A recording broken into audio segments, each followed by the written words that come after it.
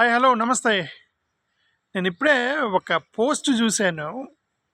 అంటే పరకాల ప్రభాకర్ చేసినటువంటి పోస్ట్ ప్రకారం ఏంటంటే మహారాష్ట్రలో అదేవిధంగా జార్ఖండ్లో జరిగినటువంటి polling percentage after 5 o'clock during Maharashtra and జార్ఖండ్లో జరిగినటువంటి ఎన్నికల దాని మీద ఒక కంపారిటివ్ స్టేట్మెంట్ ఎవరు పోస్ట్ చేశాడు, పరకాల ప్రభాకర్ గారు. అది చూస్తే కొద్దిగా లాజికల్గానే అనిపించింది. ఆ పోస్ట్ ప్రకారం ఏంటంటే, అంటే నాకు ఎగ్జాక్ట్ ఫిగర్స్ తెలియదు, నేను కొద్దిగా బయటకు వచ్చి మాట్లాడుతున్నాను కాబట్టి ఆ పోస్టు నాకు అర్థమైంది ఏంటంటే 5 గంటల తరువాత ఎప్పుడైతే ఈ యొక్క 5 గంటల తర్వాత ఓటేసే వాళ్ళు మొత్తం లోపలికి వచ్చిన తర్వాత 5 గంటలకు పోలింగ్ ముగిసిన స్పెసిఫిక్ టైం తర్వాత అక్కడ పోలింగ్ స్టేషన్లో సెక్యూరిటీ వాళ్ళు డోర్లు మొత్తం క్లోజ్ చేసి ఎవరైతే అప్పటి వరకు లోపలుండి లైన్లో ఉన్నారో వాళ్ళ వరకు మాత్రమే ఓట్లు వేపిస్తారు. ఎంత అర్ధరాత్రి అయినా సరే కొత్త వాళ్ళని రానివ్వరు ఆ టైం అయిపోయినాక. ఇది దేశం మొత్తం జరిగేటువంటి ఒక సిస్టమ్. అంటే అర్థం 5 గంటల తర్వాత జరిగేటువంటి పోలింగ్ పర్సంటేజ్ ఏదైతే ఉందో అది మొత్తం ఆల్రెడీ అప్పటికే లైన్లో నిలబడ్డ వాళ్ళ ద్వారా వేయించేటువంటి పోలింగ్ పర్సంటేజ్ మాత్రమే, అది మిడ్ నైట్ అయినా సరే. సో ఇప్పుడు దాన్ని రెండు కంపేర్ చేస్తే జార్ఖండ్కి మహారాష్ట్రకి కంపేర్ చేస్తే మహారాష్ట్రలో 5 గంటల తర్వాత పోలింగ్ అయినటువంటి శాతం 8-9% ఉందట దేశం మొత్తం మీద, రాష్ట్రం మొత్తం మీద మహారాష్ట్రలో. జార్ఖండ్కి మాత్రం 1.2 to 1.3%. అంటే అర్థం మార్నింగ్ నుంచి ఈవినింగ్ వరకు వేసి విదిన్ టైంలో ఓటేసిన వాళ్ళని తీసేస్తే టైం అయిపోయినాక వచ్చి లైన్లో నిలబడి అర్ధరాత్రి వరకు ఓటేసిన వాళ్ళు సాధారణంగా it will be around 2 to 3% మాత్రమే ఉండాలి. కానీ మహారాష్ట్రలో 8, 9, 10% వరకు ఉంది అని చెప్పడానికి ప్రయత్నం చేశాడు పరకాల ప్రభాకర్ గారు.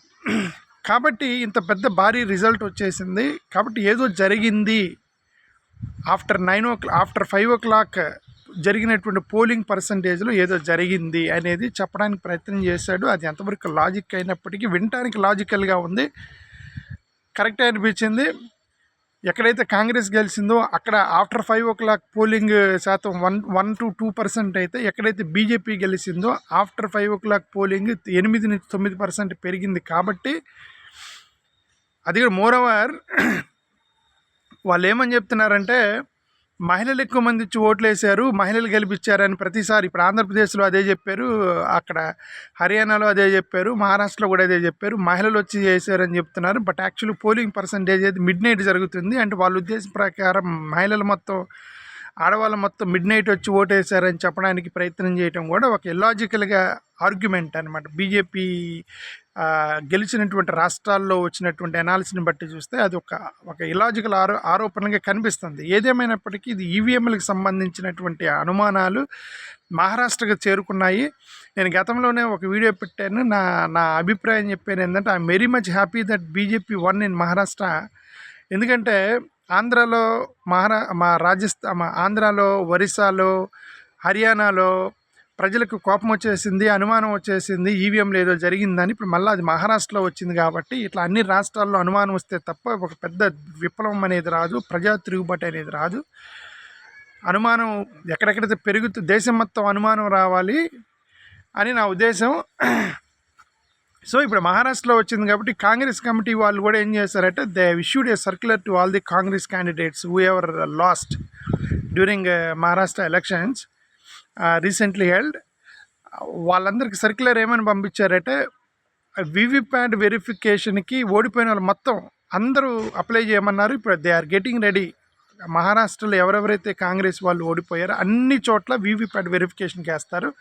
రిమెంబర్, వీవీప్యాట్స్ వెరిఫికేషన్కి ఆంధ్రప్రదేశ్లో వేసాము, అదేం జరగలేదు, అదేమీ వర్కౌట్ అవ్వలేదు. ఒరిస్సాలో వేసారో లేదు తెలీదు, హర్యానాలో వేశారు, అది ఇంతవరకు ఏం కాలేదు. ఇప్పుడు మహారాష్ట్రలో వేస్తారు, అక్కడ కూడా ఏమైనా అవ్వకపోవచ్చు. ఈ కాంటెక్స్ట్లో మన సుప్రీంకోర్టులో ఒక జడ్జిమెంట్ని ప్రస్తావిస్తారు. సుప్రీంకోర్టులో ఇచ్చిన జడ్జిమెంట్ ఏంటంటే మీరు ఓడిపోయిన వాళ్ళందరూ కూడా మీరు వీవీప్యాట్ వెరిఫికేషన్ ఓడిపోయిన వాళ్ళందరూ ఈవీఎంని బ్లేమ్ చేస్తున్నారు, గెలిచిన వాళ్ళు చేయట్లేదు, మేము అందుకోసం ఉన్నామా, అదేం కుదరదని చెప్పి పిటిషన్ కొట్టేసిందని చూశాను. ఇప్పుడు నేనేమంటానంటే ఇప్పుడు ఓడిపోయిన వాళ్ళే కదండి, ఇప్పుడు బాధపడ్డవాడే కదా గొడవ చేస్తాడు. రోడ్డు మీద ట్రావెల్ చేస్తూ ఉన్నప్పుడు యాక్సిడెంట్ అయినోడే కదా ఇక్కడ స్పీడ్ బ్రేకర్ పెట్టలేదు, ఇక్కడ ఎందుకు ఎంత కరువు పెట్టారు అని గొడవ ఎప్పుడు చేస్తారు? కింద పడి పాపం దెబ్బ తగిలినోడే కదా, ఒకటి రెగ్యులర్గా పడకుండా రోజు ట్రావెల్ చేసేవాడే గొడవ చేయడు కదా.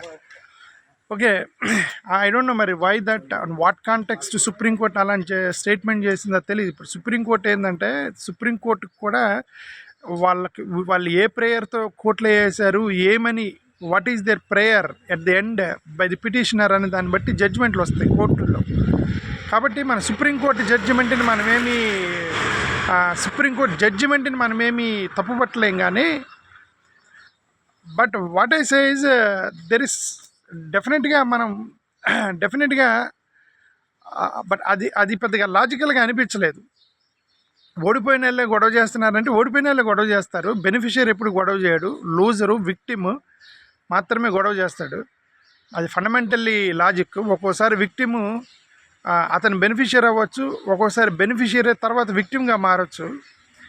ఏదేమైనా సరే అది కోర్టులు, న్యాయస్థానాలు, ప్రజాస్వామ్య దేశంలో ప్రభుత్వాలు ఇవన్నీ కూడా ప్రజల్లో నమ్మకం కలిగించేటువంటి పనులు చేయాలి తప్ప మరి ఇట్లాంటి కరెక్ట్ కాదని నా ఉద్దేశం. ఇదేమైనా సరే ఆ పర్టికులర్ కోర్టు ఇచ్చినటువంటి తీర్పును కూడా మనం ఇక్కడ లింక్ చేసి మాట్లాడితే ప్రజాస్వామ్యంలో ఎన్నికల్ని సక్రమంగా జరుపుతున్నారు అనేటువంటి నమ్మకం అనేది 100% మందిలో ఉండాలి. అది కలిగించడానికి ఒక సిస్టాన్ని మార్చాలి, బ్యాలెట్ పేపర్లకు రావాలి అనేది ఉద్దేశం కాదు. ఒకవేళ నువ్వు ఈవీఎంల మీద పెడుతున్నప్పుడు అనుమానం వచ్చిన వాడికి, ఎగ్జామ్ రాసేవాడికి రీకౌంటింగ్, రీవాల్యుయేషన్ అటువంటి ఆప్షన్స్ ఎలా ఉన్నాయో వీవీప్యాట్ వెరిఫికేషన్ పెట్టుకోమన్నప్పుడు వాళ్ళు మీ దగ్గర ఫీజు తీసుకుంటున్నారు. 5 లక్షలు 10 లక్షలు ఫీజు తీసుకొని ఆ డబ్బులతో మీరు స్టాఫ్ని రిక్రూట్ చేసి వాళ్ళకి అనుమానాలు తీర్చి వీవీప్యాట్లు కౌంట్ చేసి ఇక్కడ పోలింగ్ అనేటువంటి పర్సంటేజ్, టైము, డేటుతో సహా ఇన్వెస్టిగేషన్ చేసుకునేటువంటి అధికారం పోటీ చేసే వ్యక్తికి లేకపోతే ఇక ఎన్నికలు పెట్టడం అనవసరం. బ్యాలెట్ పేపర్కి రమ్మని ఏమంటలా, ఇప్పుడు ఈవీఎంల మీదే పెట్టండి.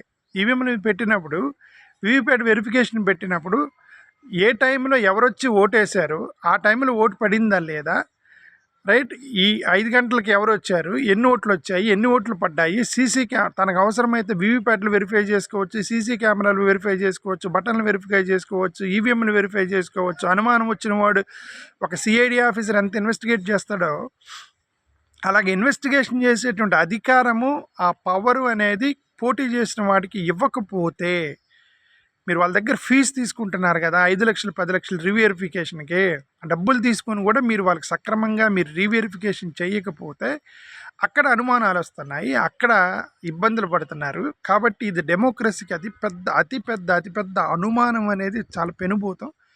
ఇది భయంకరమైనటువంటి అన్యాయానికి దారి తీసేటువంటి అవకాశం ఉంది. కాబట్టి